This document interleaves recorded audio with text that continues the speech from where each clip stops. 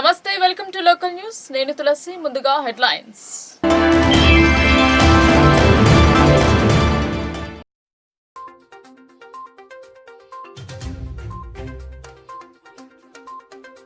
మత్తడి దూకిన చెరువులు, సంతోషం వ్యక్తం చేసిన అన్నదాతలు, వ్యవసాయ పనుల్లో నిమగ్నమైన రైతులు.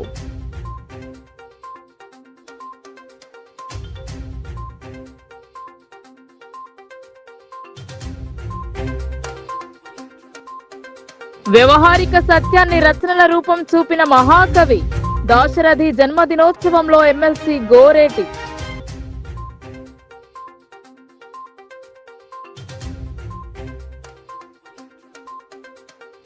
గురు అనుగ్రహం లేనిదే విజ్ఞానం లేదు. గురు పౌర్ణమి పురస్కరించుకుని గురువులను పూజించి గౌరవించిన పతంజలి యోగా సమితి.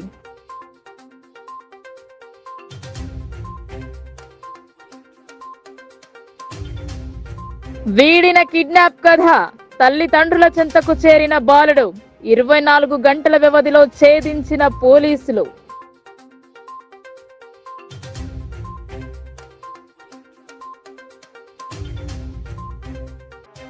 రుణాలు ఇస్తామని ఖాతాదారులకు బురిడీ కొట్టిన బ్యాంక్ మేనేజర్, 5 కోట్ల అవినీతికి పాల్పడ్డ యూనియన్ బ్యాంక్ మేనేజర్.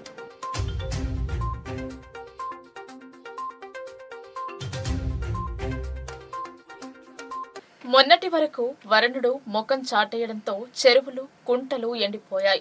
వర్షాకాలం ఆరంభమై 2 మాసాలు అయినా వర్షాల కోసం ఎదురుచూసిన రైతులకు కాస్త ఊరట కల్పించింది.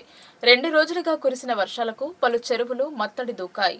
నిజామాబాద్ జిల్లాలో వ్యవసాయ పనులు వేగవంతమయ్యాయి. వర్షాధారంపై ఆధారపడి పంటలు సాగు చేసేవారు కాస్త నారు పోసి నీటి కోసం ఎదురుచూశారు.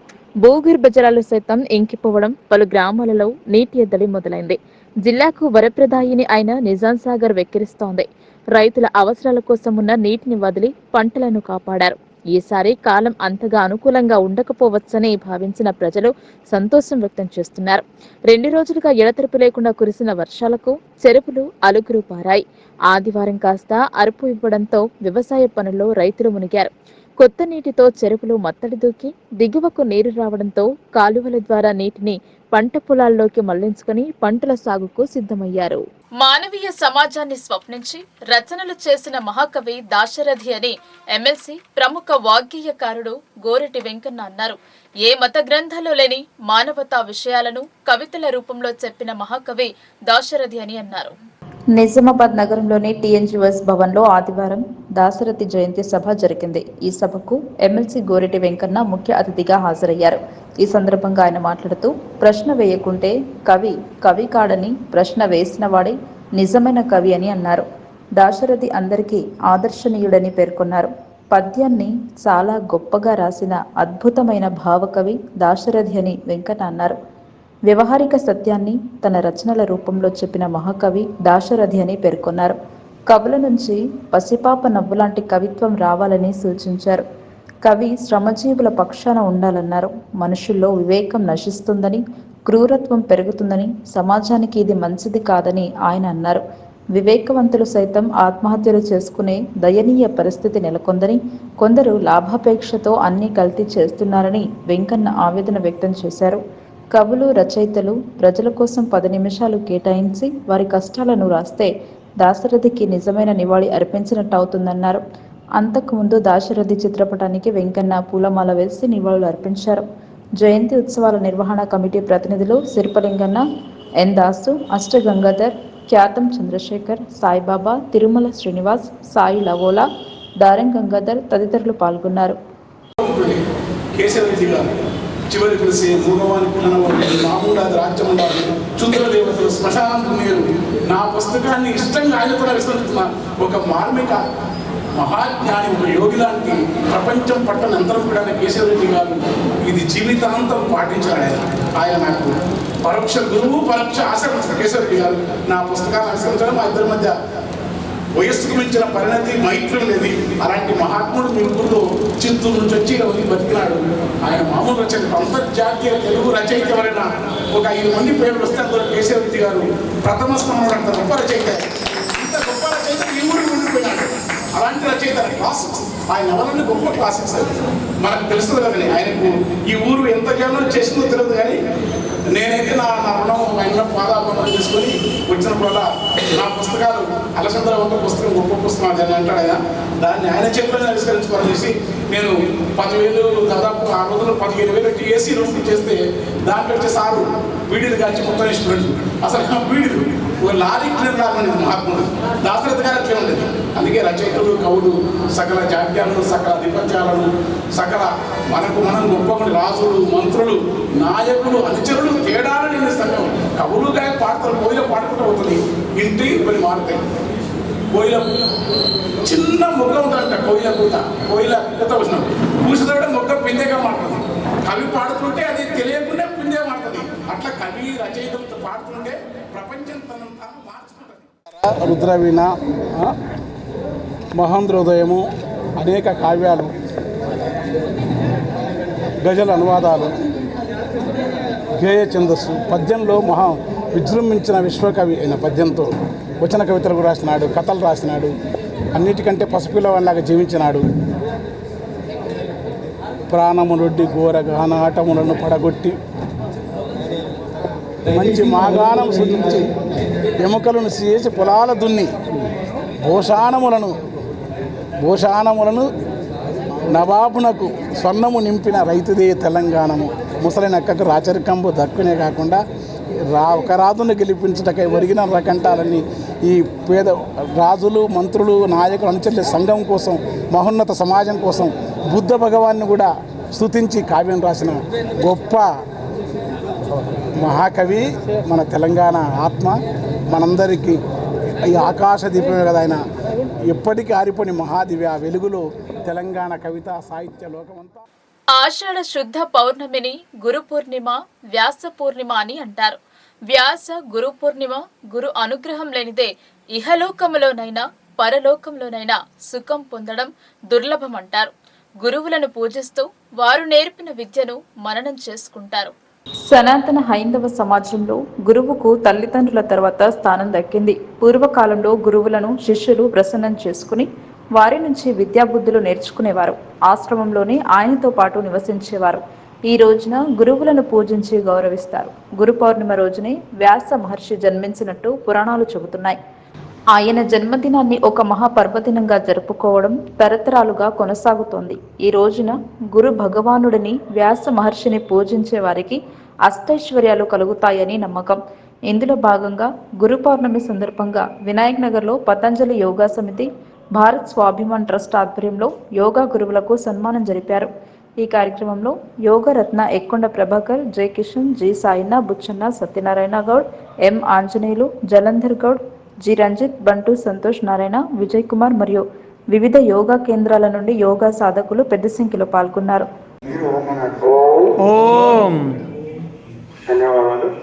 ఈరోజు మన విష్ణు భగవాన్ అంటే విష్ణువే మనకి వ్యాస రూపంలో వచ్చాడు కాబట్టి, అంటే ప్రతి యుగంలో అనండి ఎప్పుడైతే మన హిందూ సాంప్రదాయం అంతరించడానికి దగ్గరికి వస్తుంటుందో అప్పుడు ప్రతి యుగంలో అనండి ప్రతి కాలంలో ఒక గురువు ఉద్భవిస్తాడు.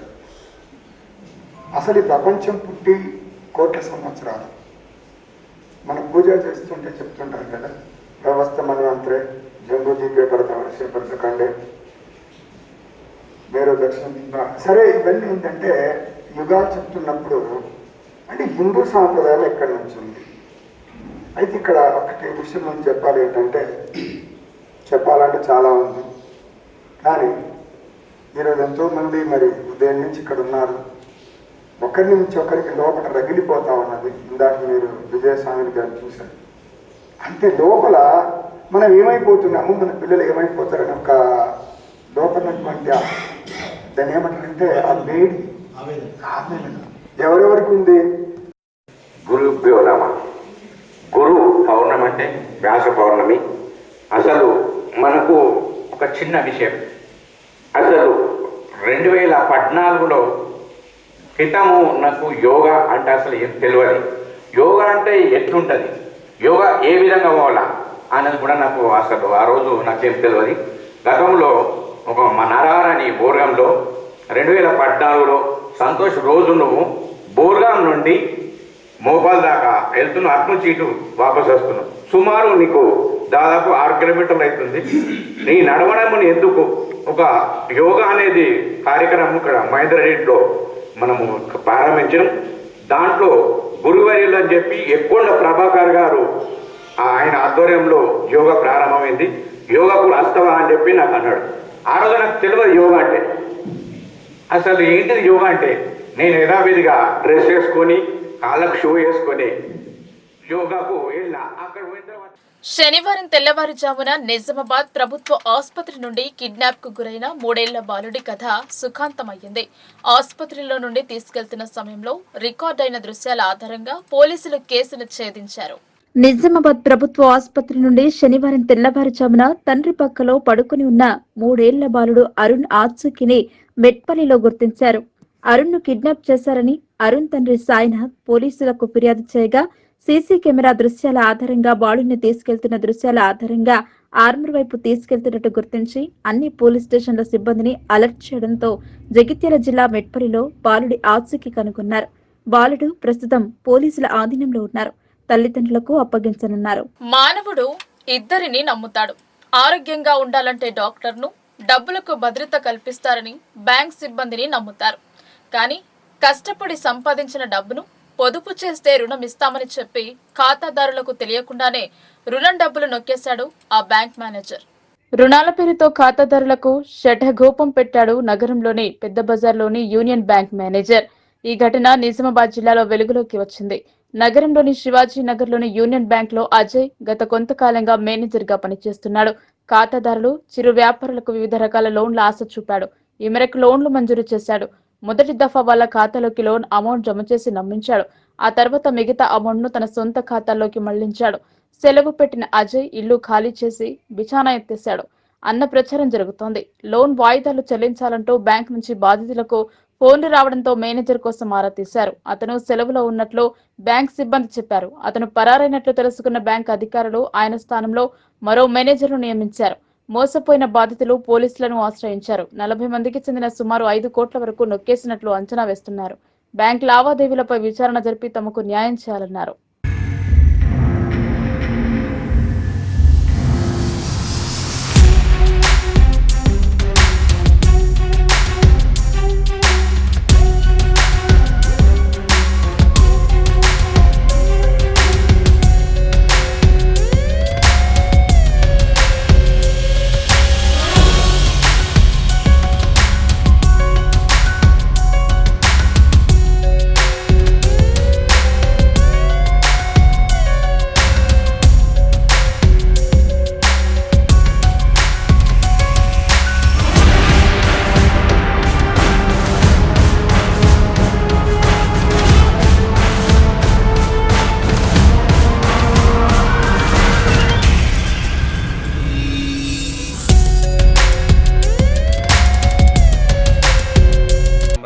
రోడ్లోనే ఉంటాను.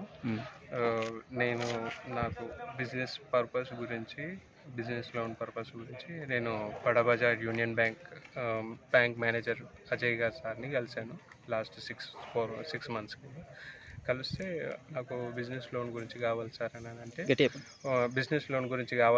అంటే ఓకే సార్ మీ డీటెయిల్స్ ఇవ్వండి, నేను చెక్ చేస్తాను ఓకే అని అన్నారు. ఇచ్చాక నాకు బిజినెస్ లోన్ కావాలని అంటే షూరిటీ కావాలని చెప్పారు. షూరిటీ కావాలని చెప్తే నా ఇల్లు మార్గేజ్ చేసి ఇచ్చాను. మార్గేజ్ చేసి ఇచ్చాక నాకు లోన్ శాంక్షన్ చేసి ఇచ్చారు సార్. లోన్ శాంక్షన్లో చేసి 40 lakhs లోన్ శాంక్షన్ చేసి అందులో 20 లక్షలు టర్మ్ లోన్ కింద ఇచ్చారు, 20 లక్షలు సీసీకి ఇచ్చారు. 20 లక్షలు సీసీ కిందకి ఇచ్చిన దానికి షూరిటీ కిందకి బ్లాంక్ చెక్స్ తీసుకున్నారు నా దగ్గర. ఆ బ్లాంక్ చెక్స్ తోటి సీసీ లోన్ వచ్చేసి లాస్ట్ 3-4 మంత్స్ శాంక్షన్ అయిపోయింది. వారు ఇప్పటివరకు నాకు శాంక్షన్ కాలేదని చెప్పి నేను ఇచ్చిన షూరిటీ చెక్ల నుంచి మొత్తం 20 లక్షల అమౌంట్ వారు విత్డ్రా చేసేసుకున్నారు. ఇప్పుడు నాకు బ్యాంక్ వాళ్ళు ఏమంటున్నారంటే మీ పేరు మీద 40 లక్షలు ఇష్యూ అయింది. ఇది మాకు తెలియదు సార్, అజయ్ సారు చేసుకున్నారు అంటే మేము ఇచ్చాము, తను చేసేసుకున్నాడు. ఇదే విధంగా దీని గురించే మేము ఆర్ఓ మేడం దగ్గరికి వెళ్ళాము, అరుణ సవిత మేడం దగ్గరికి వెళ్తే 1 వీక్ మమ్మల్ని ఆపారు. చేస్తాము, ఏదో ఒకటి పిలిపిస్తాము, షార్ట్తో అంటే ఓకే చేపిస్తామని చెప్పారు, న్యాయం చేస్తామని చెప్పారు. మాకు ఇంతవరకు సుధన్ రావు, నేను బడా బజార్ బ్రాంచ్లో హౌస్ లోను ప్లస్ పిఎన్జేపీ లోన్ తీసుకున్నాను ఫస్ట్. ఆ విధంగా అజయ్ సార్తో కొంచెం పరిచయం ఏర్పడ్డది. ఈ తీసుకున్న ఈ 2 లోన్ తీసుకున్న ఒక 1 మంత్ తర్వాత మళ్ళీ సార్ పిలిపించి, సార్ మీరు ఇంకో బిజినెస్ ఉంది కదా, దానికి కూడా ఎలిజిబుల్, దాని మీద కూడా ఏదైనా లోన్ తీసుకోండి సార్, మీకు నేను ఇస్తాను, మీ సివిల్ బాగుందని చెప్పేసి నన్ను మభ్యపెట్టిండు. నాకు అవసరం లేదు సార్, అది ఈ 2 చాలని చెప్పేసి నేను చెప్పాను. లేదు సార్ మీకు అవసరం లేకుంటే నేను తీసుకుంటాను, నేను కొంచెం హౌస్ కన్స్ట్రక్షన్ చేసుకుంటున్నాను, నాకు కొంచెం 15 లక్షల అవసరం ఉంది హౌస్, మా వైఫ్ కూడా ఇక్కడ ఇన్కమ్ ట్యాక్స్లో ఎంప్లాయీ, నేను కూడా బ్యాంక్ మేనేజర్ సార్, మీకు కావాలంటే 5 చెక్కులు షూరిటీగా పెట్టి తీసుకుంటాను, ఒక 3 మంత్స్లో ఇచ్చేస్తానని చెప్పేసి మమ్మల్ని మభ్యపెట్టేసి మమ్మల్ని నమ్మబలికాడు సార్. సరే బ్యాంక్ మేనేజర్ కదా ఎక్కడికి వెళ్తాడని చెప్పేసి మేము కూడా యాక్సెప్ట్ చేసి ఓకే చెప్పినాం. 15 లక్షల రూపాయలు నా పేరు మీద చెప్పేసి తీసేసుకొని నా అకౌంట్కి ట్రాన్స్ఫర్ చేసిండు. నా అకౌంట్ ట్రాన్స్ఫర్ చేస్తే మళ్ళీ 15 లక్షల రూపాయలు సార్ అకౌంట్కే ట్రాన్స్ఫర్ చేసేసిన, మళ్ళీ అజయ్ సార్ అకౌంట్కే ట్రాన్స్ఫర్ చేసిన. ఇప్పుడు బ్యాంక్ వెళ్ళి అతను వెళ్ళిపోయిన తర్వాత తెలిసిన తర్వాత చూస్తే నా 15 లక్షలు కాదు 24 లక్షలు అని చెప్పేసి తెలుస్తున్నారు, బ్యాంక్ వాళ్ళు చెప్తున్నారు. ఎలాగైనా సరే మా పైసలు మాకు వచ్చేటట్టు చూడండి. అతను మా అకౌంట్లో వేసినది మెయిన్ మళ్ళీ అతనికే ట్రాన్స్ఫర్ చేసినట్టుగా నా దగ్గర స్టేట్మెంట్ ఉంది, ప్లస్ అతను ఇచ్చిన నాకు 5 చెక్కులు ప్రూఫ్లు నా దగ్గర ఉన్నాయి, ప్లస్ బ్లాంక్ ప్రామిసరీ నోట్ల మీద కూడా సంతకం చేసి నాకు ఇచ్చిండు 5 ప్రామిసరీ నోట్లు. ఇవన్నీ షూరిటీ కూడా నా దగ్గర ఉన్నాయి సార్. ఏ డేట్లో తీసుకున్నారు మీ దగ్గర? నా దగ్గర 6th సెప్టెంబర్లో తీసుకున్నారు సార్, 6th సెప్టెంబర్ 2023లో తీసుకున్నారు. నేను 6 నెలల నుంచి అతను ఏంటో నా లోన్ కట్టండి సార్, నా 15 లక్షలు నాకు క్లియర్ చేయండి సార్ అంటే, నా ఇల్లు కన్స్ట్రక్షన్ అయిపోవస్తుంది, ఇంకో 2 మంత్స్ అయితే గృహప్రవేశం ఉంది, ఇంకొక 1 మంత్ ఆగండి సార్, నేను కట్టేస్తాను, ఫ్రీ అయిపోతాను, నేను వేరే ప్రాపర్టీ లోన్లో పెట్టాను, నాకు ఒక 1 కోటి రూపాయలు పైసలు వస్తాయి, అవి రాగానే కట్టేస్తానని చెప్పేసి నా ఇప్పటి వరకు మబ్బు పెట్టాడు. ఒక ఇన్స్టాల్మెంట్ కట్టండి. అతను ఓన్లీ 24,000 25,000 అది అది అకౌంట్ అనేది క్లోజ్ కాకుండా అది అట్లా ఉండేటట్టుగా దాని మేనేజ్మెంట్. బీడీ కార్మికుల పెన్షన్ కట్ ఆఫ్ డేట్ ఎత్తివేసి బీడీ పరిశ్రమలో పనిచేస్తున్న కార్మికులందరికీ జీవన భృతి ఇవ్వాలని తెలంగాణ బహుళజన బీడీ కార్మిక సంఘం BLTU రాష్ట్ర అధ్యక్షులు ఎస్ సిద్దిరాములు డిమాండ్ చేశారు. అనేక మంది బీడీ పరిశ్రమపై ఆధారపడి జీవనం వెల్లదీస్తున్నారని పేర్కొన్నారు. తెలంగాణ రాష్ట్రంలో బీడీ పరిశ్రమలో పనిచేస్తున్న బీడీ కార్మికులకు, ప్యాకర్లకు, బట్టి చాటన్, టేకేదార్ తదితర అన్ని తరగతుల కార్మికులకు జీవన భృతి ఇవ్వకుండా కట్ ఆఫ్ డేట్ పెట్టడం మూలంగా అనేక మంది కార్మికులు చేతి నిండా పని లేక అవస్థలు పడుతున్నారని సిద్దిరాములు అన్నారు. 2015 మార్చి నుండి PF నెంబర్లు ఉన్న వారికి ఈ రోజు వరకు జీవన భృతి రావడం లేదన్నారు. 2014 ఫిబ్రవరి 28 కట్ ఆఫ్ ను కాంగ్రెస్ ప్రభుత్వం తక్షణమే ఎత్తివేసి బీడీ పరిశ్రమలో పనిచేయు అందరికీ జీవన భృతి అమలు చేయాలని కోరారు. నిజామాబాద్ జిల్లా కేంద్రంలో ఉన్న తెలంగాణ బహుళజన బీడీ కార్మిక సంఘం BLTU రాష్ట్ర కార్యాలయంలో బీడీ కార్మికుల సమావేశంలో తెలంగాణ బహుళజన బీడీ కార్మిక సంఘం BLTU రాష్ట్ర అధ్యక్షులు ఎస్ సిద్దిరాములు డిమాండ్ చేశారు. కాంగ్రెస్ ప్రభుత్వం గత ఎన్నికలలో బీడీ కార్మికులకు ఇచ్చిన హామీ తక్షణమే అమలు చేయాలని, లేనిచో తెలంగాణ బహుళజన బీడీ కార్మిక సంఘం BLTU ఆధ్వర్యంలో దశల వారీగా ఆందోళన కార్యాచరణ రూపకల్పన చేస్తున్నామని పేర్కొన్నారు. ఈ కార్యక్రమంలో తెలంగాణ బహుళజన బీడీ కార్మిక సంఘం BLTU రాష్ట్ర ప్రధాన కార్యదర్శి ఎం ఆంజనేయులు, రాష్ట్ర ఉపాధ్యక్షులు బి జగదీష్, రాష్ట్ర కోశాధికారి సయ్యద్, జిల్లా కార్యదర్శి వేణు, సుజాత, కల్పన, లక్ష్మి, రేణుక తదితరులు ఉన్నారు. రాష్ట్రంలో బీడీ పరిశ్రమలో పనిచేసేటువంటి బీడీ కార్మికులకు, ప్యాకర్లకు, బట్టి, చాటన్, టేకేదార్, మునిం తదితరులకు 2016 రూపాయల జీవన భృతి గత ప్రభుత్వము ఇవ్వడం అనేది జరిగినది. కానీ అందరికీ ఇవ్వకుండా 2014 ఫిబ్రవరి 28వ తారీఖు కట్ ఆఫ్ డేటు పెట్టడం అనేది జరిగినది. 2015 మార్చు నుండి PF నెంబర్ వచ్చినటువంటి వాళ్లకు, అదేవిధంగా బీడీ ప్యాకర్లకు, మునింలకు, మరి నెలసరి ఉద్యోగులకు, బట్టి వాళ్లకు మగవాళ్ళనే పేరు మీద ఇవ్వడం లేదు. 2014 ఫిబ్రవరి 28వ తారీఖు కట్ ఆఫ్ డేట్ను తొలగించేసి, ఇప్పుడున్నటువంటి కాంగ్రెస్ గవర్నమెంటు కట్ ఆఫ్ డేట్ను తొలగించేసి, మరి ఎలాంటి షరతులు లేకుండా మరి 2016 రూపాయల జీవన భృతితో పాటు ఈ ప్రభుత్వము గత ఎన్నికలల్లో ఏదైతే వాగ్దానం చేసినదో ఎలాంటి షరతులు లేకుండా 4016 రూపాయల జీవన భృతి ఇస్తామనేది అసెంబ్లీ ఎన్నికలల్లో, పార్లమెంట్ ఎన్నికలల్లో బీడీ కార్మికులకు ఇచ్చినటువంటి వాగ్దానం ఏదైతే ఉన్నదో, మరి ఎలాంటి షరతులు లేకుండా 4016 రూపాయల జీవన భృతి ఇవ్వాలనేది మరి వచ్చే 23వ తారీఖు నాడు అసెంబ్లీ సమావేశాలల్లో బడ్జెట్ సమావేశాలల్లో బీడీ కార్మికులకు జీవనభృతి కోసం తగిన బడ్జెట్ను కేటాయించి ఎలాంటి షరతులు లేకుండా 4016 రూపాయల జీవనభృతి అమలు చేయాలా. 2014 ఫిబ్రవరి 28వ తారీఖు కటాఫ్ డేట్ను తక్షణమే ఎత్తివేయాలా. తగిన బడ్జెట్ను కేటాయించి పరిశ్రమలో పనిచేసే కార్మికులందరికీ జీవనభృతి ఇవ్వాలా. లేని ఎడల తెలంగాణ బహుళజన బీడీ కార్మిక సంఘం BNTU రాష్ట్ర కమిటీ ఆధ్వర్యంలో దశల వారీగా వివిధ రూపాల్లో పోరాటాన్ని చేయడానికి సిద్ధంగా ఉన్నాం. ఆ పోరాటానికి ఇప్పుడున్నటువంటి కాంగ్రెస్ ప్రభుత్వం మూల్యం చెల్లించుకోక తప్పదు.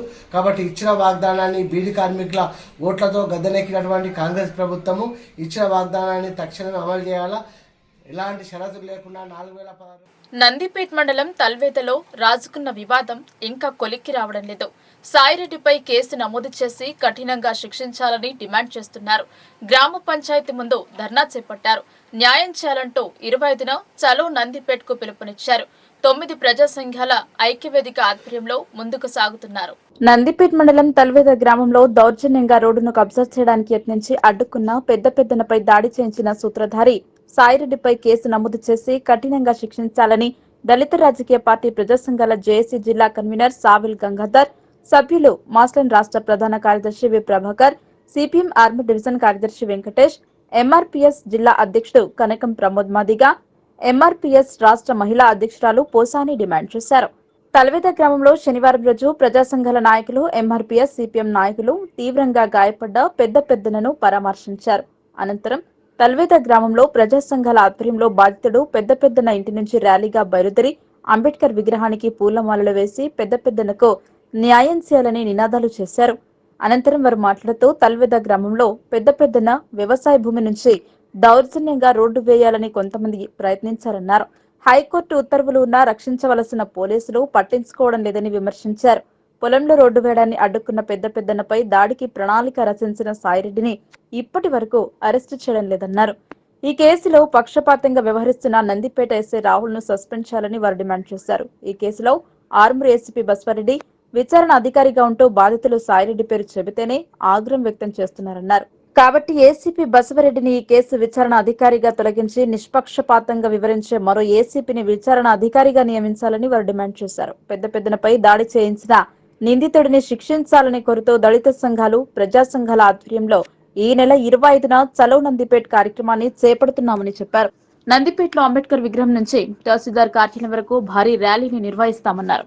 ఈ ర్యాలీలో దళిత సంఘాలు, ప్రజా సంఘాలు, బీసీ, మైనార్టీలు పెద్ద సంఖ్యలో పాల్గొనాలని వారు పిలుపునిచ్చారు. ఈ కార్యక్రమంలో జేఏసీ కమిటీ సభ్యులు బి దేవారాం, కోటేశ్వరరావు, గంగాధర్, సిపిఎం ఆర్మూర్ పట్టణ అధ్యక్షుడు కుత్తాడి ఎల్లయ్య, ఎంఆర్పీఎస్ నిజామాబాద్ నగర అధ్యక్షుడు సుధాకర్, బీసీ సంఘాల నాయకుడు దమ్మన స్వామి, నాయకులు నర్సింహులు, ప్రవీణ్, పరశురాం, శ్రీకాంత్, బాధిత కుటుంబ సభ్యులు, గ్రామ ప్రజలు పాల్గొన్నారు. మొన్నటి వరకు దిగులు పరిచిన వర్షాలు ఎగువ భాగంలో దంచి కొడుతున్నాయి. దీనికి తోడు రాష్ట్రంలో సైతం వర్షాలు సమృద్ధిగా కురుస్తున్నాయి. దీంతో ఎస్ఆర్ఎస్పీకి జలకళ సంతరించుకుంది. ఎగువ భాగం నుండి వస్తున్న నీరుతో ప్రాజెక్టులోకి ఇన్ఫ్లో వస్తుంది. దీంతో ప్రాజెక్టు కింద రైతాంగం ఆనందంగా కనిపిస్తున్నారు.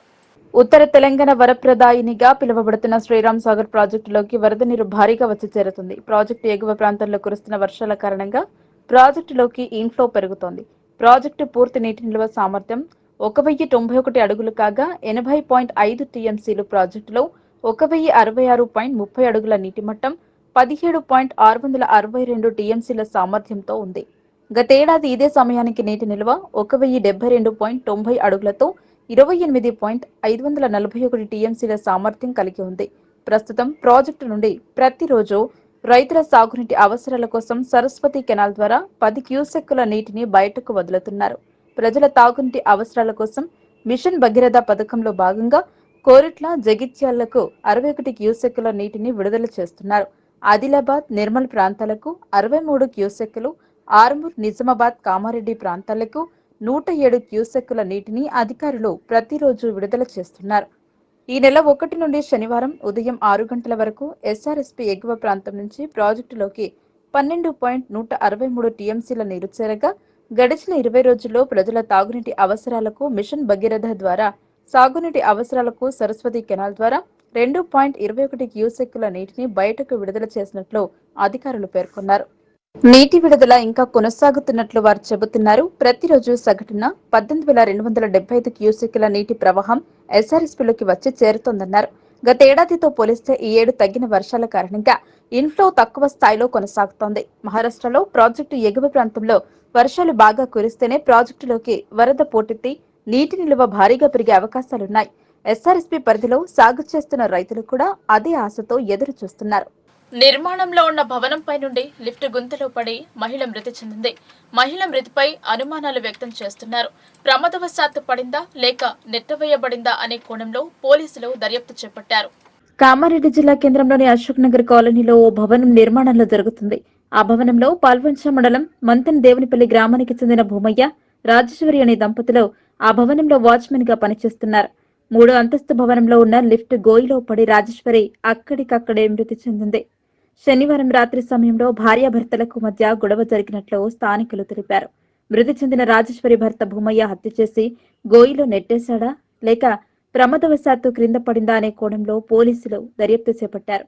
సంఘటనా స్థలాన్ని కామారెడ్డి పట్టణ సిఐ చంద్రశేఖర్ రెడ్డి సంఘటనా స్థలానికి చేరుకుని పర్యవేక్షించారు. కుటుంబీకులు ఇచ్చిన ఫిర్యాదు మేరకు అనుమానాస్పద కింద కేసు నమోదు చేసుకుని దర్యాప్తు చేపట్టారు కామారెడ్డి పట్టణ పోలీసులు. వార్తలు ముగించే ముందు హెడ్లైన్స్ మరోసారి.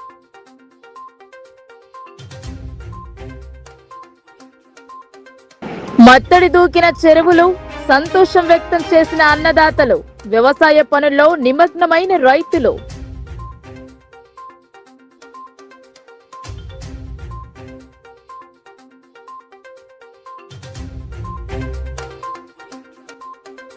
వ్యవహారిక సత్యాన్ని రచనల రూపం చూపిన మహాకవి, దాశరథి జన్మదినోత్సవంలో ఎమ్మెల్సీ గోరేటి.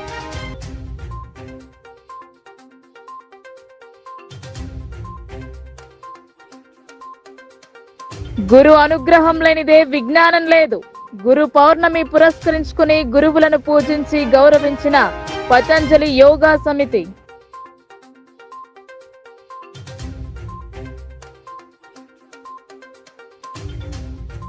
వీడిన కిడ్నాప్ కథ, తల్లిదండ్రుల చెంతకు చేరిన బాలుడు 24 గంటల వ్యవధిలో ఛేదించిన పోలీసులు.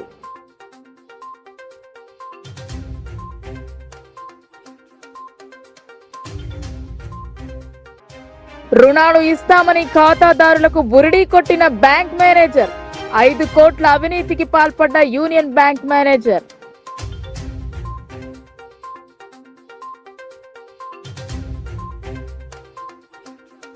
ఈ వార్తలు ఇంతటితో సమాప్తం. తిరిగి ప్రసారమయ్యే వార్తల్లో మళ్ళీ కలుద్దాం. అంతవరకు చూస్తూనే ఉండండి మీ లోకల్ న్యూస్, మన ఊరు మన వార్త.